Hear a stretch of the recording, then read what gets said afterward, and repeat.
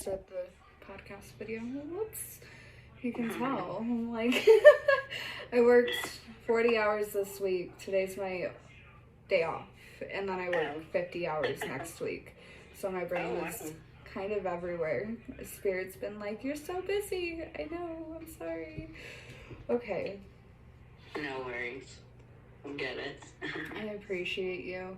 No, I did feel so bad. They're still getting a feel for things, but I did feel bad. I was like, I typically don't have to, reschedule this often. Normally it's, a set-in-stone thing, so I was kind of worried when I hadn't heard back from you. I told my husband, I was like, even for her husband's session, she was on top of things. I was like, I think we're off this week. I think all of us are a little bit off. He was like, okay. Yeah.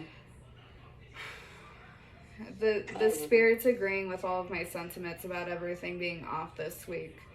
I'm like, yeah, I'm still trying to figure out, I can't get a gauge, so as you know, some spirits I can see, like the gentleman last time I was able to tell you what he looked like. This one, they're not showing themselves to me. And so it's kind of more of, okay, what's the voice that's coming through? It's very soft. It does feel feminine, but with a little masculine touch to it. So it's a little confusing not being able to see them and get a feel of what they look like. She said I am on point. It is a female. So we're heading the right direction. She doesn't know how to do this, though. I keep asking, do you know how to communicate? Have you done anything like this before? Like, some spirits, they like to haunt. And they like to engage with the physical realm, which from the sounds of it, the spirit has come across spirits like that. And so good.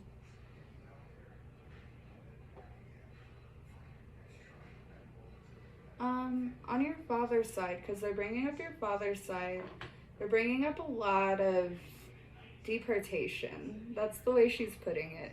So essentially, you have a lot of people on your dad's side who has passed away in comparison to your mom's side. She's basically going, you do have relatives on your dad's side that love to haunt. So she's come across spirits like that who are like, yeah, let's go mess around with people. Let's go poke fun at them, that type of stuff. But that's really kind of par for the course on your dad's side of the family. I don't know why. She was like, we're very stand-up comedian type people on that side of the family. We love to make people laugh. But I'm not really picking up on, close-knit. It's more of when everybody gets together, it's a good time. But aside from that, everybody's pretty distant from each other, is how she's explaining it. She's talking a lot. She's making me lose my breath. Which, on your dad's side, because she's bringing up languages again, which it's kind of funny that it's both your husband's side and your side, they're talking about language barriers. On your dad's side, do they speak Spanish? Yeah. Okay, because that's what she keeps going into, is I could do better if you understood me. And I do understand that, which I was raised around Spanish speakers, but my grandpa, he chose not to teach us. It was a choice that he made. We all accepted it, left it alone, asked him as we grew up, and she does not agree with it. She's like, you should know Spanish. If you have Spanish roots, you should absolutely know Spanish. So it's pretty common though for some parents to be like that, or especially when they're one of the first ones here, bring their family. yeah, and that's how my grandpa put it, was I was brought to America. You're taught to speak American when you're in America. If I go back to Mexico, best believe I'm speaking my native tongue, but out here, no. And then he lived in Germany for some time, so they all grew up speaking German instead of Spanish, and it's an interesting dynamic.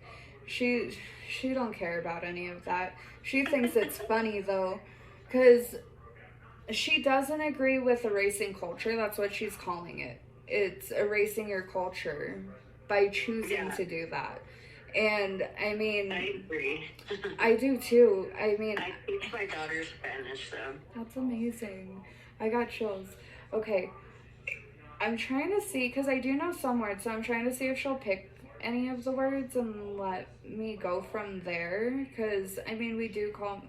I do want to say this is most likely your great grandma. Because she keeps saying abuela, but she was like, you don't know the other word. Leave that alone. You don't know that. So I do want to say this is most likely your great grandma. From your dad's side, if she wants to go into her death, I can validate her death for you. But she really wants to just talk. She just to everybody. She wants to talk to everybody. I mean, I mean, yeah, we got a family in Mexico, my dad's side. Growing up, when I was younger, we did visit, but as we're growing up, we're not It's as close all on my dad's distant. side. It's very broken. Trying to see where she's going with it. I know you have cousins and aunts still on that side in Mexico, but I haven't seen her gone in many years, so. No. When I was younger, I kind of recall, my grandma when I was Yeah. younger and stuff, and my aunts, but, I was so little. I think she's trying to find ways to validate things that have happened after she died so that she can validate that for you. Like for Austin, he did not know much about his grandfather, but his grandma, the amount of love she had for him, it was insane, actually. It was so beautiful, and I felt bad because I couldn't see his face, so I was like, I don't know what's going on over there. I hope you're okay. But your I'm 99.9% positive this is your great grandma. She's trying to go through things, she's picking and choosing different things to talk about because of the distance. She has a lot of things to say. And they're not all good things.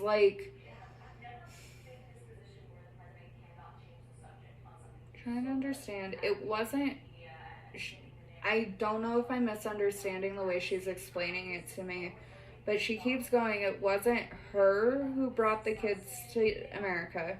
It was her kids who left Mexico and chose to go to America, and she did not agree with that at all. That was, in her opinion, that was probably the worst decision that her family could have ever made. And a lot of it has to do with fear on whether or not they're gonna make it.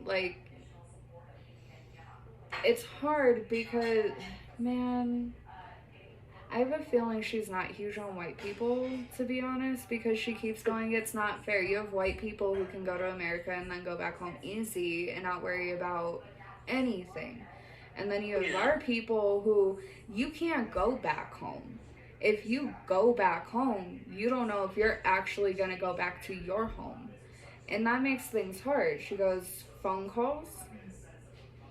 Those don't exist. At least when I was alive, it was a lot of money to be able to have those phone calls. And it's nothing against you. This is just her personal belief. It really pissed her off that her kids left her and just left her in Mexico, because how are you gonna just leave your mom in Mexico? Yeah. She goes, I supported it.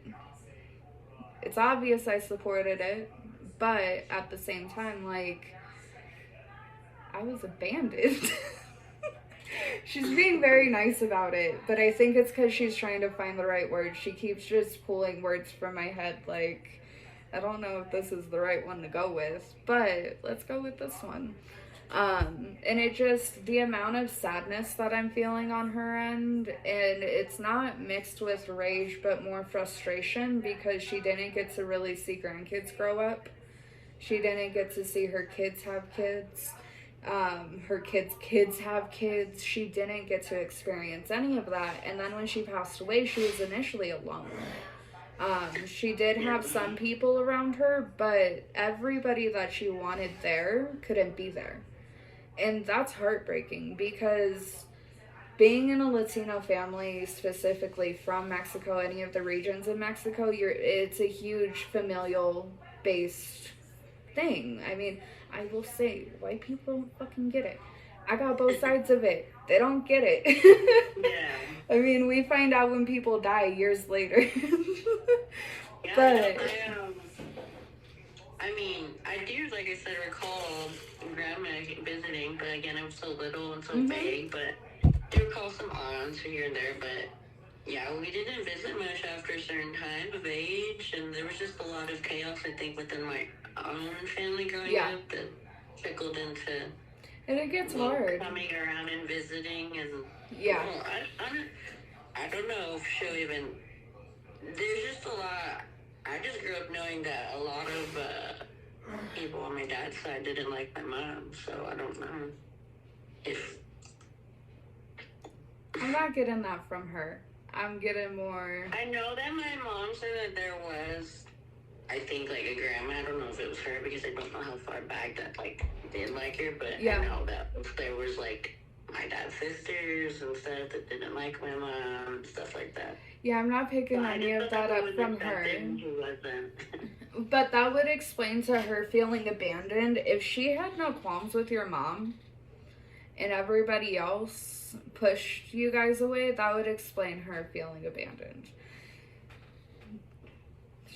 She cowering. It's what it feels like. That very small energy, essentially. Why'd she get quiet? She was like, I swear, I never hated her. Well, and I don't know who, I just know, just growing up. No, she keeps that. There's a lot of family drama in your life, like, a lot. And it's not all to do with your mom. It's like, she can correct me if I'm wrong, but gang violence is something that she brought up, gang violence in Mexico.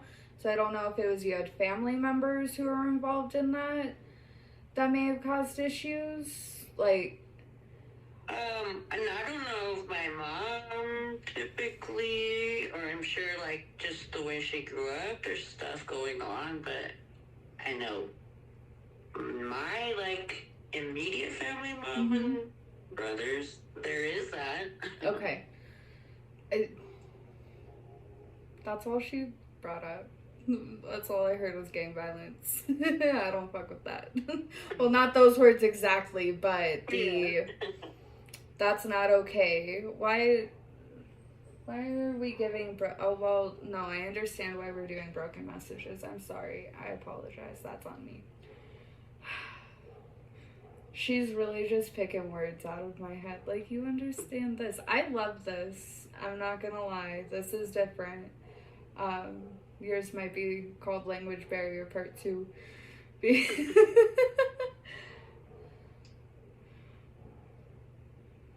What are we talking about? Oh, she could just rant on how dumb people in your family are.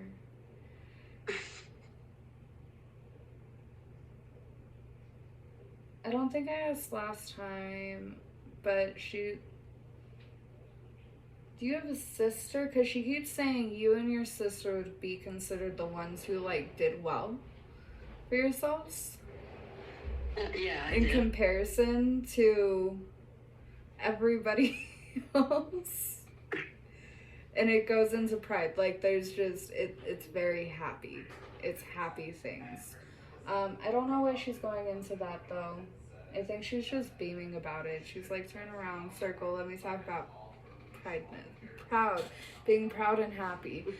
But I do have a sister, and I mean, there's other siblings, but we definitely, there's just a lot of things we saw growing up that we were just no, that's okay, and that's what she wants to.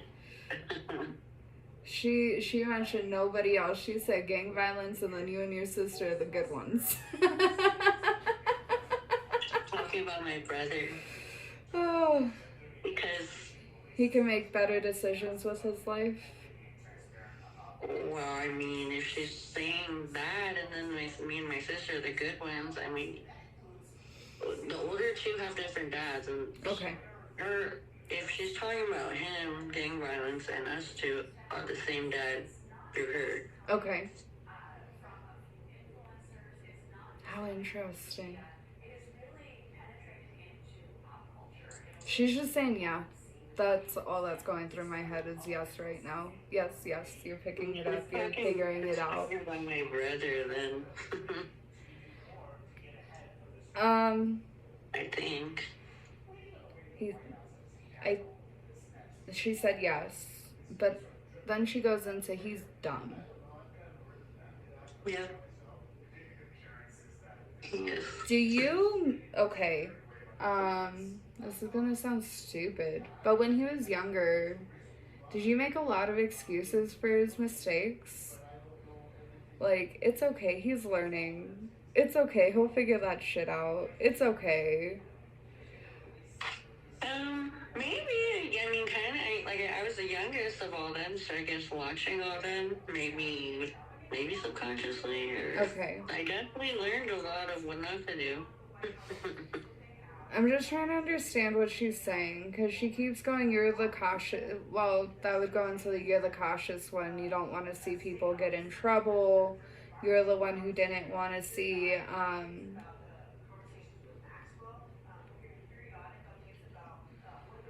sorry, she's going into something. She said it's not your mom with the bad temper, but is it your dad who has the bad temper? I believe, yeah, he did. Okay. And that was a lot of, she keeps going, that's why you would do that stuff, though, is watching people make stupid choices and then watching the people you love pretty much hurt each other over those stupid choices instead of, sitting down, having conversations, figuring out why someone is doing what. It was 0 to 100 really quick. Like, it escalated very fast, and she keeps going, that explains why you choose to handle things the way that you do. And there goes into this, I don't know if it's that you punish yourself for doing better than others, where you're like, I don't deserve this. I don't deserve a happy life.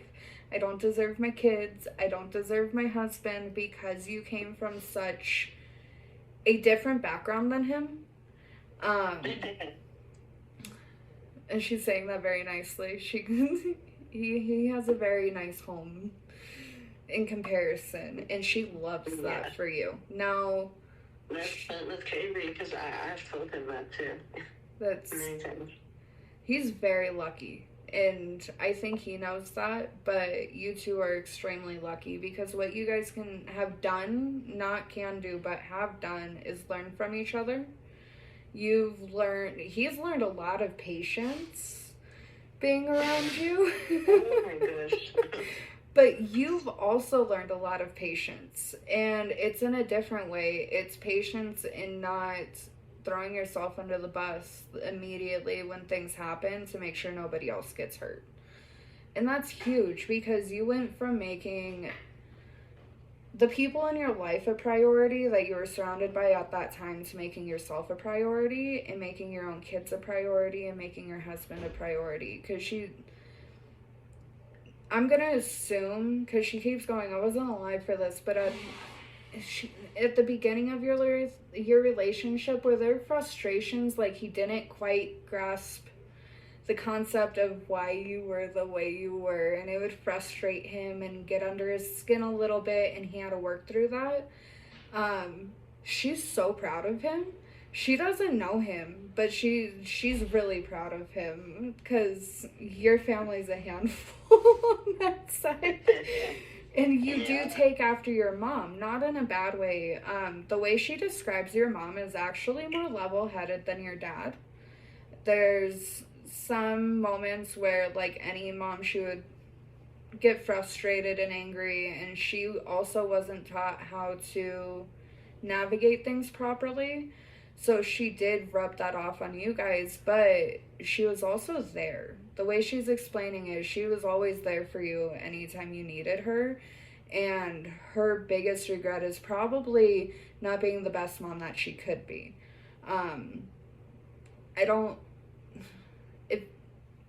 I could be reaching, but she made me very, very sad. And I'm pretty sure she saw your mom go through stuff that you never saw, but she also watched you repeat the same cycles. And that was really hard because when you're dead and you can't intervene, especially when you don't have access to intervening, all you can do is watch.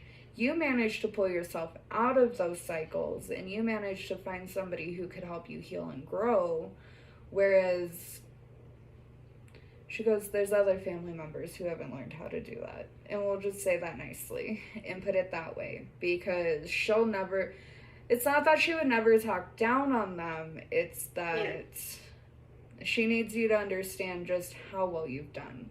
You don't hear it enough. You don't hear how proud of them you are. Like, I know what she's saying. I think you know what's coming across, but it's getting a little jumbled. You took challenges that would pretty much tear anybody down and turned it into something good. What are we going into?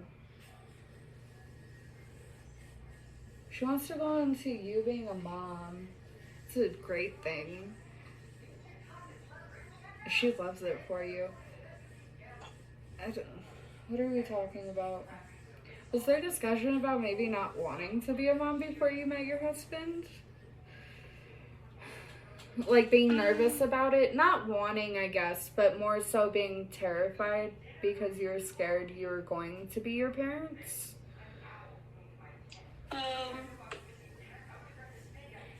No, maybe, I don't know. I mean, I think I wanted a kid, it's just more of my husband. Not that I already came in with the kid. Okay. Thank you for correcting that, because she was coming off as you. I think maybe initially coming into it, I was just more scared of like accepting. I mean, I have a kid. Yeah. No, she wants to go, I don't know, she wants to talk about your first pregnancy. Your first pregnancy was your hardest pregnancy. And she's trying to say it really nicely because she doesn't know how to say it.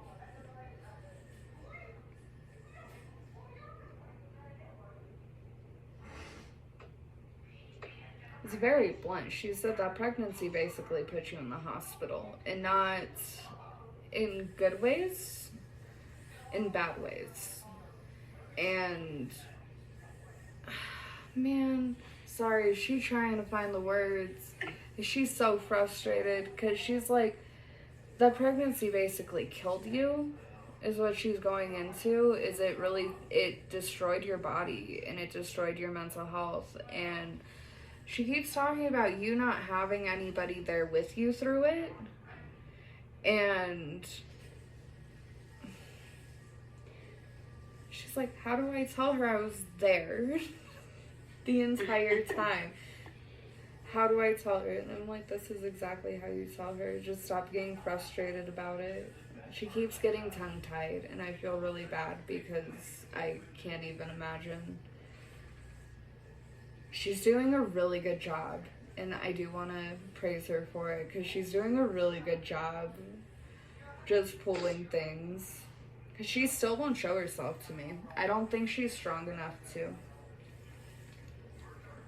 Because she doesn't haunt, but I would say she's more guardian angel. She's the all-seer. She's the one who's stalking everybody and watching everybody and collecting all of the drama and all of the tea and then going up and telling people in the afterlife about it because she's bored. I mean, I've always wondered, at least that part, having a guardian angel, in a sense of there's been instances in my life where just moments or accidents and things where I just felt like, wow,